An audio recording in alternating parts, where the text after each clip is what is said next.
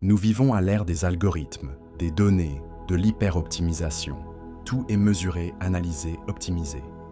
Et pourtant, au milieu de ce vacarme rationnel, il reste ce petit murmure intérieur, l'intuition, ce sentiment viscéral qui nous dit quelque chose cloche ou c'est la bonne décision, sans qu'on puisse vraiment l'expliquer.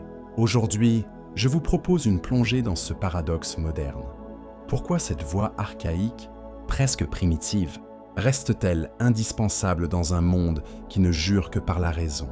La science de l'intuition. Contrairement à ce que beaucoup croient, l'intuition n'a rien de magique. Les neurosciences nous disent qu'elle naît d'un processus bien réel. Notre cerveau traite des schémas inconscients à environ 11 millions de bits par seconde, contre seulement 50 pour notre pensée consciente. Il reconnaît des motifs à partir de toutes nos expériences passées, même celles dont on n'a plus souvenir. Il envoie des signaux physiques, boule au ventre, frissons, accélération du rythme cardiaque, via notre système nerveux entérique. Daniel Kahneman, prix Nobel d'économie, appelle ça le système 1, notre processeur ultra rapide, intuitif, mais parfois trompeur, le conflit moderne. Le problème, c'est que notre société valorise tellement la rationalité qu'on a appris à se méfier de cette petite voix. Pourtant, 90% des PDG interrogés par Forbes reconnaissent que leurs décisions stratégiques viennent souvent de leur gut feeling. Les services de renseignement forment leurs agents à l'analyse structurée, mais entretiennent aussi leur instinct opérationnel. Même Einstein le disait, l'intellect a peu à faire sur le chemin de la découverte.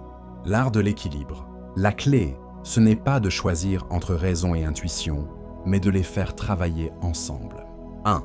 Écoutez vos signaux physiques, respiration qui change, mains moites, tension dans les épaules. 2. Vérifiez les faits après le premier ressenti pour valider ou corriger l'intuition. 3. Créez des rituels de décision. Laissez passer une nuit avant de trancher pour laisser l'inconscient faire son travail. Le neurobiologiste Antonio Damasio le rappelle. Les émotions ne sont pas le contraire de la raison, elles en sont le carburant. Pour conclure, la prochaine fois que votre intuition vous chuchotera quelque chose, ne l'écartez pas immédiatement au nom de la logique. Demandez-vous, et si c'était ma sagesse intérieure qui parlait? Et si c'était des années d'expérience accumulées qui s'exprimaient ainsi? Dans un monde obsédé par ce qui se mesure, cultiver son intuition est presque un acte de résistance. Pas contre la raison, mais pour une intelligence plus complète, plus humaine. Après tout, Steve Jobs l'avait dit à Stanford, « Votre cœur sait déjà ce que vous voulez vraiment devenir. Il suffit peut-être juste de réapprendre à l'écouter. »